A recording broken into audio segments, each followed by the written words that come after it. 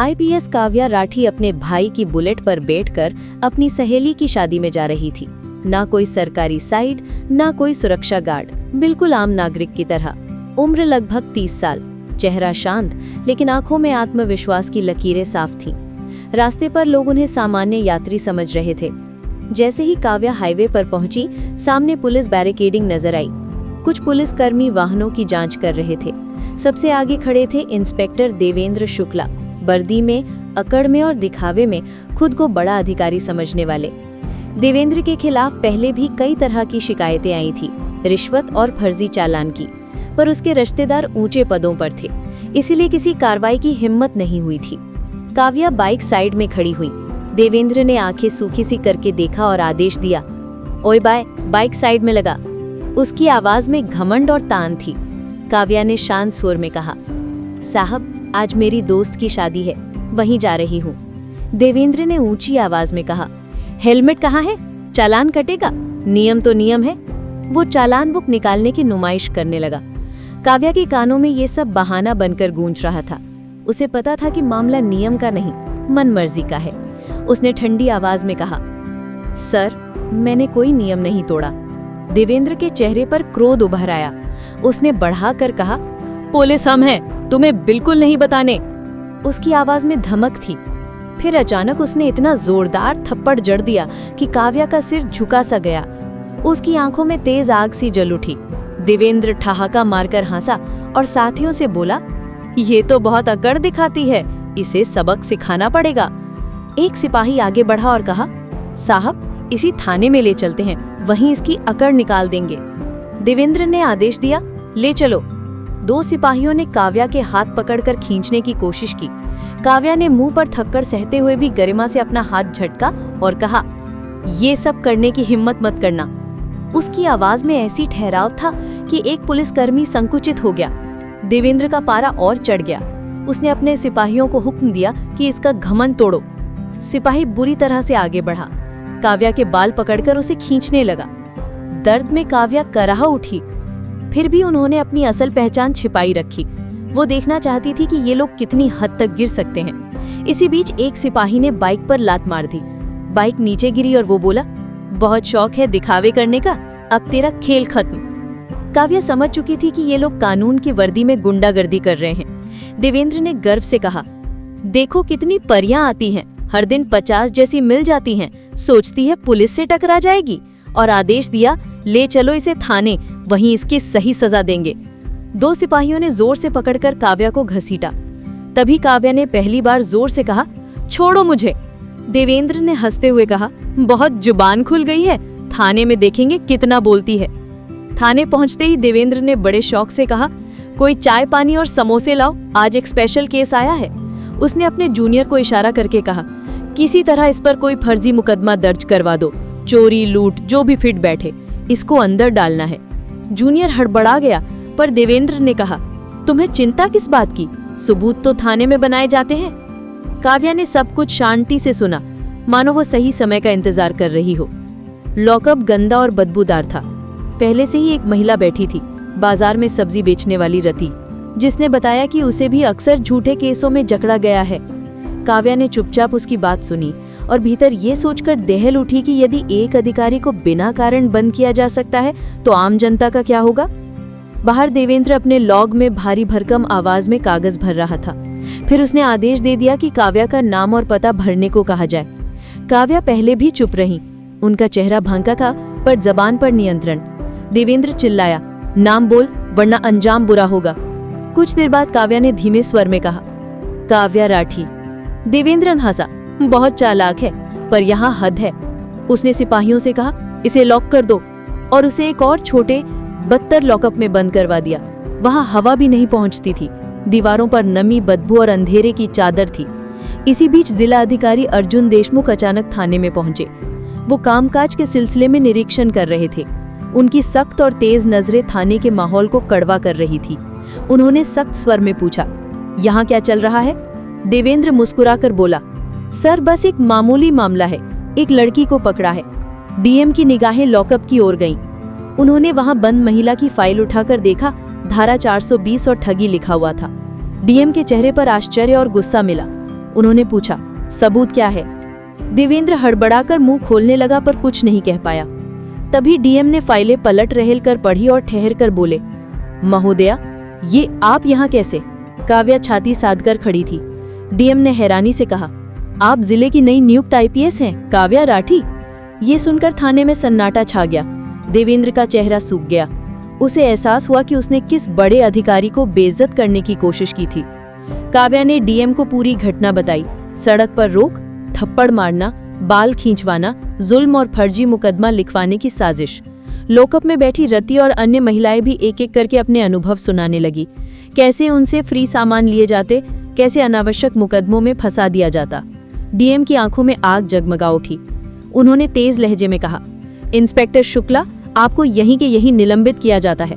आपके खिलाफ विभागीय और आपराधिक मुकदमे जल्द पेश किए जाएंगे।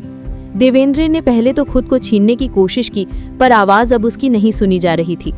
काव्या ने कहा, यह सिर्फ एक इंस्पेक्टर का मामला नहीं, पूरे थाने की छानबीन होनी चाहिए। यहाँ सिस्टमिक करप्शन है। डीएम ने तुरंत आदेश दिया एंटी करप्शन यूनिट को बुलाने का। जैसे ही एसीयू की टीम आई, थाने का माहौल बदल गया। कागजात, रसीदें, पुराने मोबाइल रिकॉर्ड, फर्जी चालानों की फाइलें सब सामने आने लगे। कई पुलिसकर्मियों के चेहरे सफेद पड़ गए। एक हवलदार कांपते हुए आगे आया और हाथ जोड़कर कहा, मैडम, मैं तो सिर्फ आदेश निभाता था। दूसरे ने फाइल थमाकर कहा, यहाँ बड़े लोगों के नाम भी जुड़े हैं। दायर हुई फाइलों में एसएसपी का नाम भी था, वरिष्ठ अधिकारी वीरेंद्र माहेश्वरी का नाम।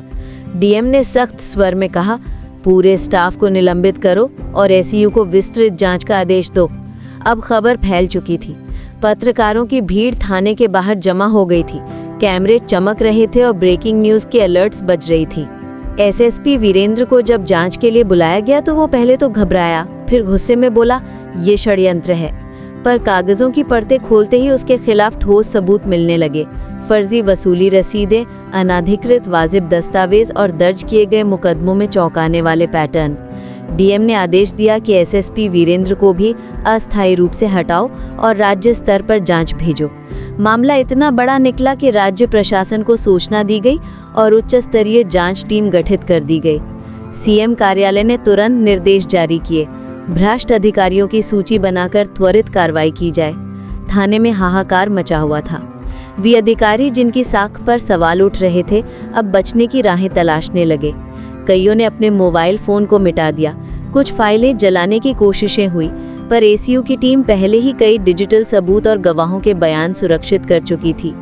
कई दारोगा और मीडियम लेवल के अफसर गिरफ्तार हुए। कुछ बड़े नामों तक छांटने पर भी दस्तावेज मिले। भ्रष्टाचार की जड़ें गहरी थीं, पर अब अंकुश लगने लगा था। काव्या ने इस पूरे घटनाक्रम में एक सख्त बात कही, ये बदलाव अकेले एक अफसर की बर्बरता नहीं रोक सकता।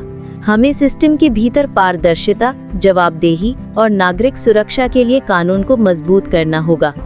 डीएम और एसीयू ने मिलकर तुरंत कई सुधारात्मक कदमों की रूपरेखा बनाई। लॉकअपों की निगरानी के लिए सीसीटीवी अनिवार्य, थाने के रिकॉर्ड की डिजिटल ऑडिट और जनता की शिकायतों के लिए स्वतंत्र कमेटी का गठन। इसके अलावा थाने के हर अधिकारी के खातों की वित्तीय जांच कराई गई। इस मामले की गूंज पूरे जिले में गूंज गई। लोगों को अचानक से विश्वास हुआ कि कहीं कोई ऐसी ताकत है जो भ्रष्टाचार के विरुद्ध खड़ी हो सकती है। जब एसीयू ने गहन पूछताछ की तो कई काले धंधों के तार खुले। नकद वसूली, फर्जी चालान और अवैध दबाव डालना और निर्दोषों को फंसाना। जो अधिकारी पहले खुलेआम घूस लेते थे, वे अब बेनकाब हुए।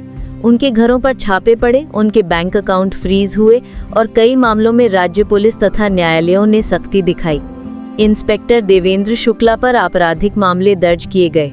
वो अपने बड़े संपर्कों के बावजूद कोर्ट के सामने पहुंच गया।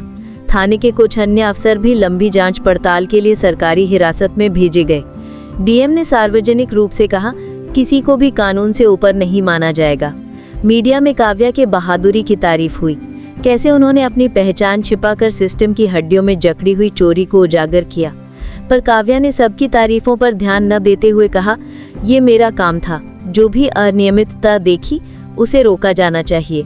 कुछ महीनों के भीतर जिले में कई सुधार लागू हो गए। छोटे छोटे मामलों को देखने के लिए नागरिक मंच बने, जहां लोग सीधे अपनी शिकायत दर्ज करा सकते थे।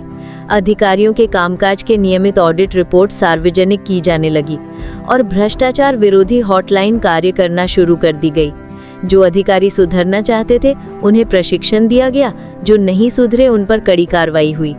धीरे धीरे जनता में विश्वास लौटा। लोग अब बहादुरी से शिकायतें दर्ज करने लगे, क्योंकि उन्हें भरोसा हो गया था कि सुनवाई होगी। काव्या का करियर भी इस घटना के बाद और उभरा। उन्होंने निर्देशित कैंपेन के जरिए थानों में पारदर्शिता लाने में अहम भूमिका निभाई। डीएम और प्रदेश सरकार ने उन पर भरोसा जताया और कई नई नीतियां लागू की गई। पर काव्या ने हमेशा ये कहा कि किसी एक की वीरता का गुणगान करना आसान है, पर असली जीत तब है जब समाज खुद सुधरने की दिशा में कदम उठाए। इस घटना ने ये साबित कर दिया कि अगर लोग सच्चाई के साथ खड़े हों और अफसर ईमानदार हों तो भ्रष्ट व्यवस्था में भी बड़ा परिवर्तन संभव है। थाने की दीवारें अब पहले जैसी डरावनी नहीं रही। उनमें से कुछ पुराने रिकॉर्ड हटाए गए और नई पीढ़ी के लिए पारदर्शिता के संकेत चिपकाए गए। देवेंद्र जैसे कई अफसरों के खिलाफ केस अदालतों में चल रहे थे और उनसे जुड़े धंधे उजागर हो रहे थे, और ये संदेश साफ था कि अब कोई भी अपने पद का दुरुपयोग करके बच नहीं सकेगा। काव्या ने कभी अपने किए पर घमंड नहीं किया। वो अक्सर कहती, सरकारी वर्दी एक जिम्मेदारी है, सम्मान नहीं।